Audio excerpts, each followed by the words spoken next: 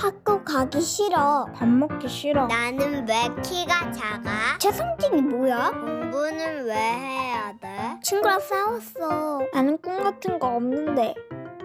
가지가지 오만가지 무한 고민에 빠져있는 부모들을 위한 새콤달콤 육아 처방전 괜찮아 부모 상담소.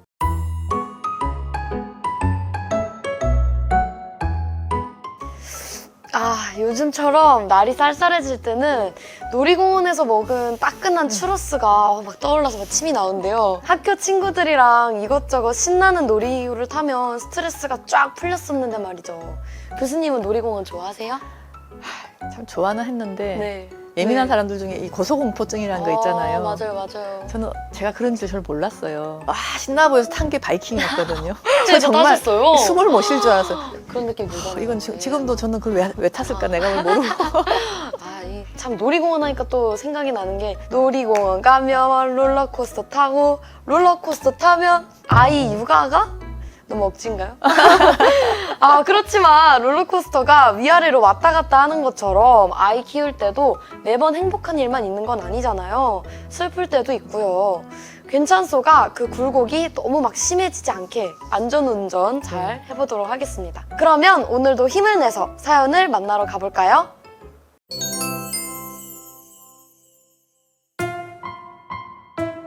마지막이란 생각에 상담 신청을 합니다. 올해 고등학생 아들을 두고 있는 아빠입니다. 해외로 유학을 보냈지만 아이는 코로나19로 2개월 만에 귀국을 했습니다. 벌써 2년이 되어가네요. 학교는 자퇴를 했고 학원에 등록했습니다. 그런데 아이는 오토바이에 빠져 있습니다.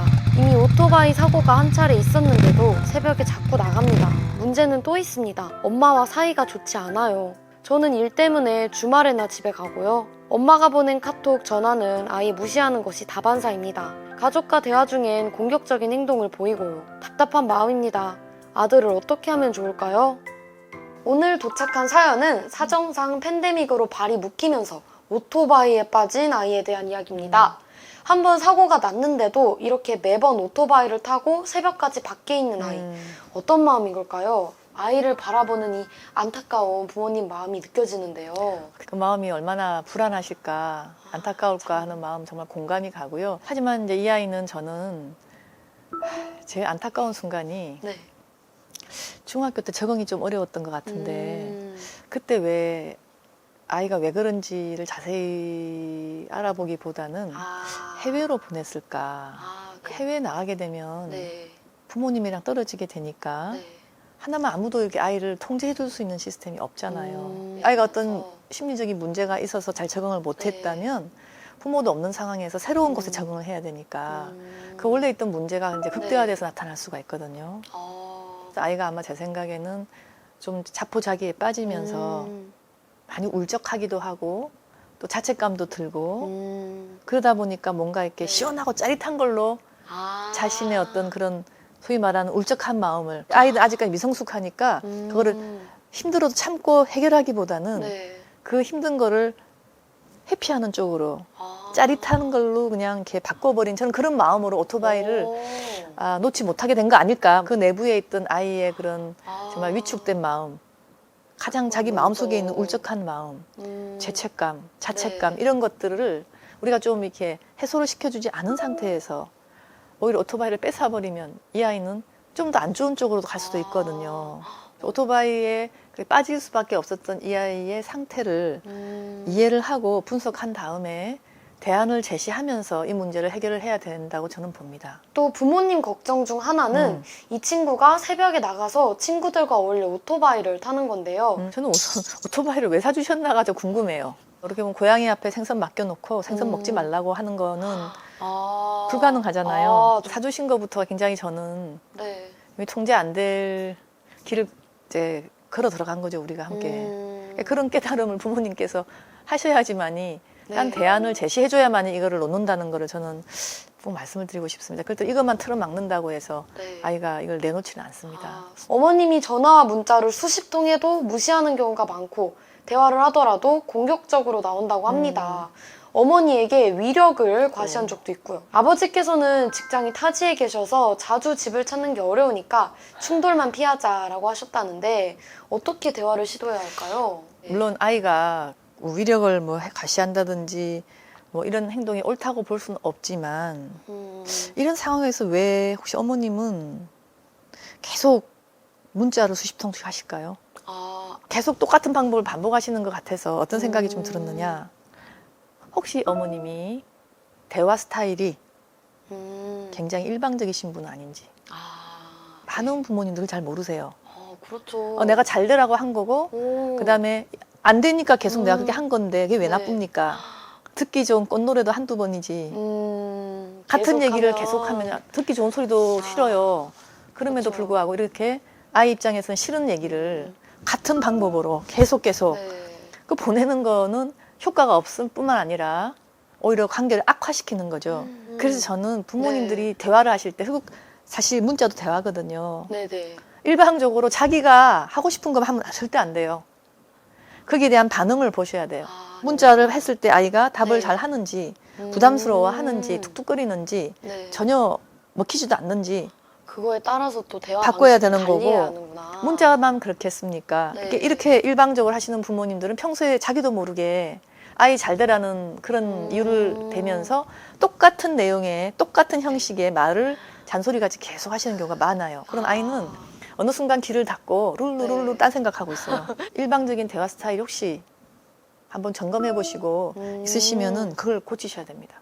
그리고 이렇게 문자에 답도 없거나 이런 거 수십 번 보내시는 건 안 하시는 게 좋아요. 코로나 이전에는 이 친구가 학교를 성실히 다니겠다는 목표도 세우고 스스로 서약서도 썼는데요. 지금은 학원도 거의 매번 빠지고 있다고 합니다. 학업적으로는 어떻게 신경 써줄 수 있을지 조언 부탁드립니다.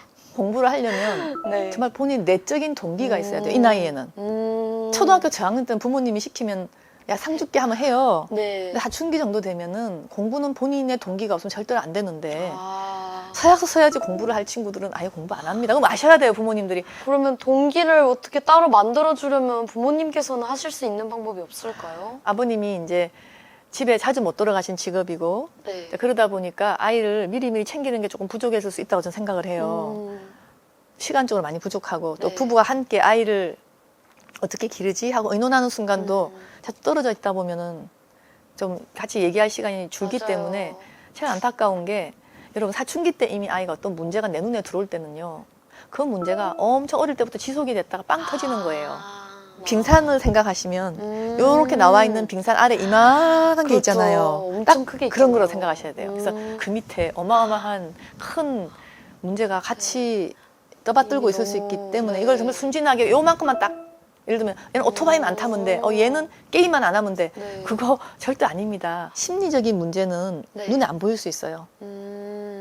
그래서 이제 사춘기가 됐을 때 문제가 많이 터졌을 때 그제서야 이거 왜 이렇지? 착한 줄 아는데 맞아요. 이렇게 생각하시잖아요. 공부도 잘하고 괜찮았는데 하나 많은 부모님들이 그렇게 얘기하세요. 네.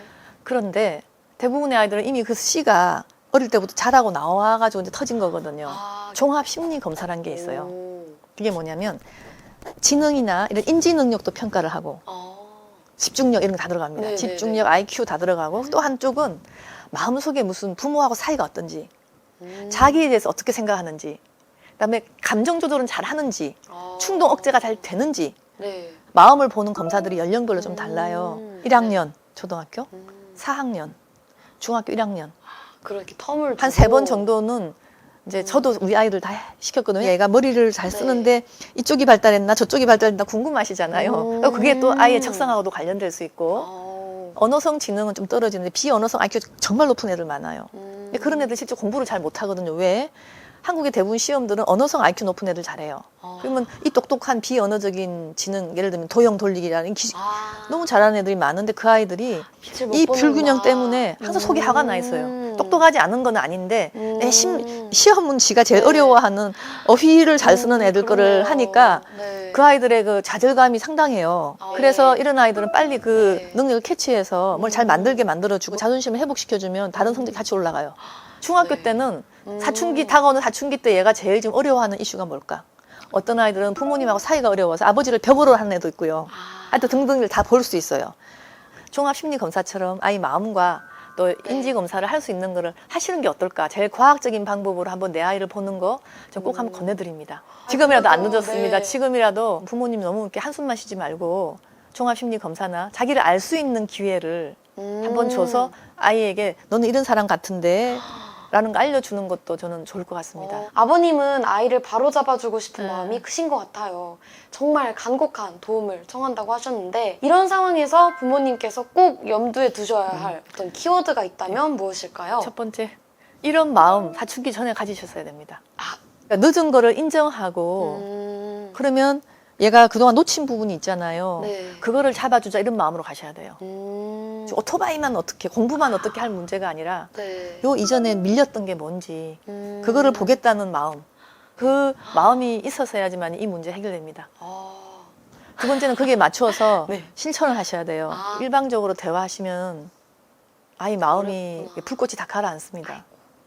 그 두 번째가 네. 좀 더 어려운데 한 번쯤은 네. 부모님들 이렇게 기분 나빠하실 수 있잖아요. 내가 뭐 대화가 어때서 그렇게 생각하지 마시고 저도 좀 나쁜 면이 많거든요. 부모로서 굉장히 반성을 하는데 가쁜 바뀌어야 차리시라. 되거든요. 네. 그러니까 내가 하는 대화의 태도를 한번 바꿔보자 하는 마음이 저는 혹시 좀 되시면 아이가 좀 더 이렇게 설득이 잘 되지 않을까 하는 생각이 듭니다. 지금까지 육아의 신 신희진 교수님의 조언을 들어봤습니다.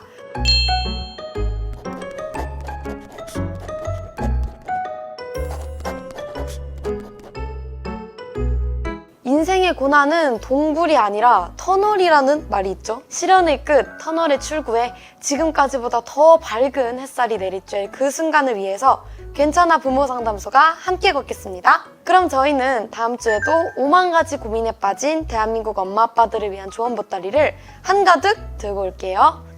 괜찮아 부모 상담소. 오늘도 아이들 키우시면서 고민에 빠지셨다고요? 중앙일보 헬로 페어런츠 마파클럽 게시판에 상담 사연을 신청하실 수 있습니다.